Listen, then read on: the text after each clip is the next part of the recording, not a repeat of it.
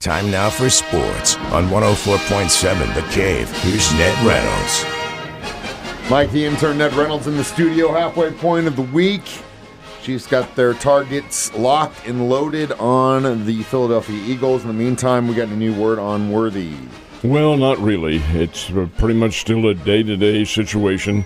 Why? I don't know. I really think today, Mike, might be a pivotal day because I think secretly the Chiefs have been exploring a second option from the doctors as to what is probably the best protocol to follow in this shoulder problem with Xavier Worthy. But the fact of the matter remains they haven't made any decision yet, so it's really a moot point. There is talk, and this is mostly the social media, which is, of course, the paragon of credibility. Anyway, talk of Tyreek Hill maybe coming back to the Chiefs in a big blockbuster trade. Well, I don't know. I don't know what that would happen. Where the hell are they going to get the money?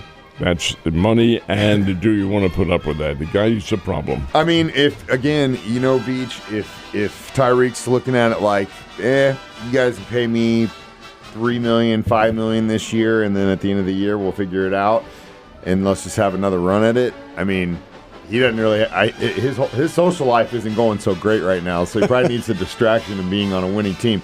And regardless of the person he is off the field, it is a sport, and that's what we're focused on. So if he's on the field going to help out my team, let's go for it. It's a business is what it is, and the money factor does certainly enter into it, as does what you're going to do with the other personnel and so forth. Anyway, I don't think that's going to happen. I've been watching it too, and I don't know, man. Stranger things have happened, but I'm definitely not holding my breath just like you. So the punt situation at the border war game this past weekend, we didn't really get a chance to talk about it. We just talked, I guess, again, I'm not either one of us are a Mizzou or Kansas fan. So I from the perspective of a competition, I thought it was a great game. And there were a lot of great games over the weekend.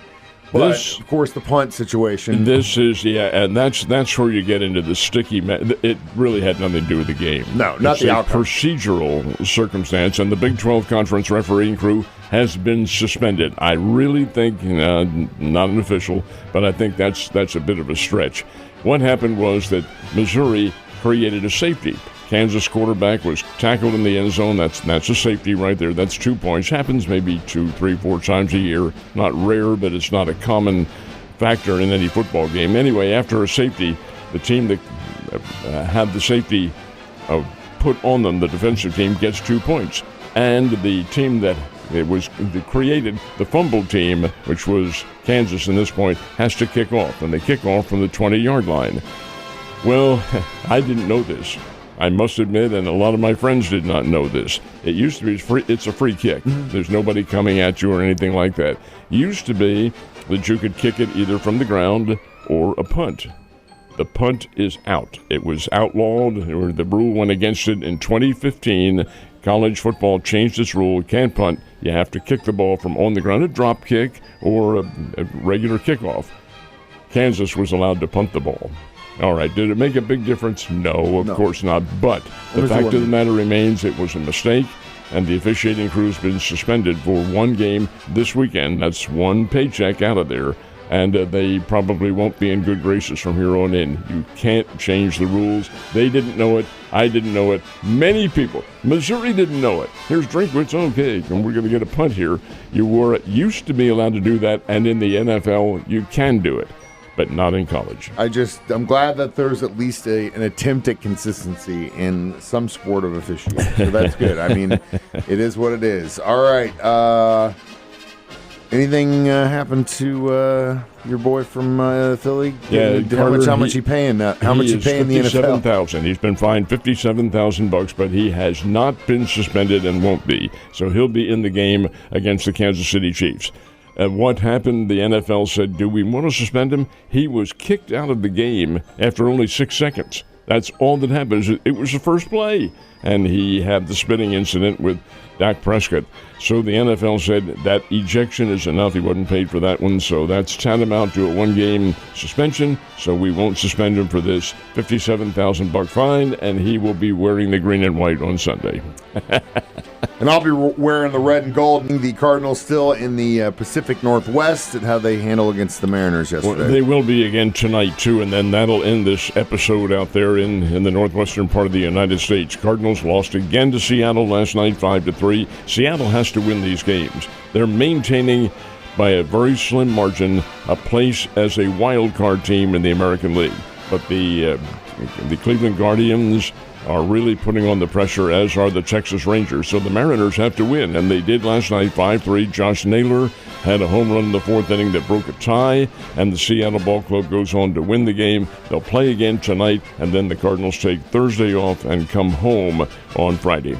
The Kansas City Royals pretty much are, I'd say we're donezo at this point. But you know what? They're still over 500, and if they finish at least 500, I'll be happy with the way the season was played. It has been a roller coaster season for the Royals. Everybody, including me, thought they'd do a whole lot better than this, but it is baseball, and some strange things do happen. Last night, the Cleveland Guardians got a 2-0 win over Kansas City. A guy named Joey Cantillo, a 6'4" product from the state of Hawaii, pitched 8 innings, allowed 4 hits, 5 strikeouts.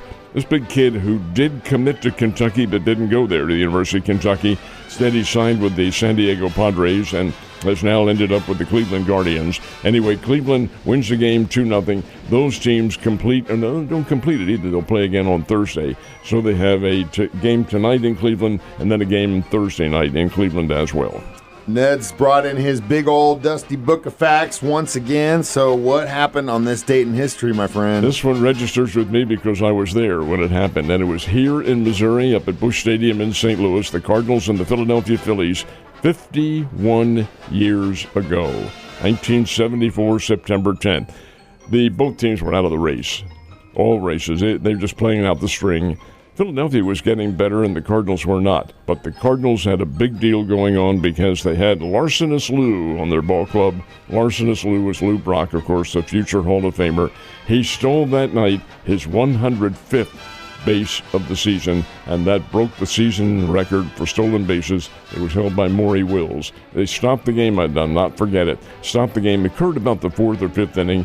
Bob Boone was the Philadelphia catcher. He never bothered to throw the ball. Just held on to it. Brock steals second base. Crowd goes wild. They had about 35,000 on hand that night. They're going absolutely nuts. Game is stopped. And here comes one of the great stars from the Negro Leagues, a guy named Cool Papa Bell, who is in the Hall of Fame, one of the great speedsters of the game back then.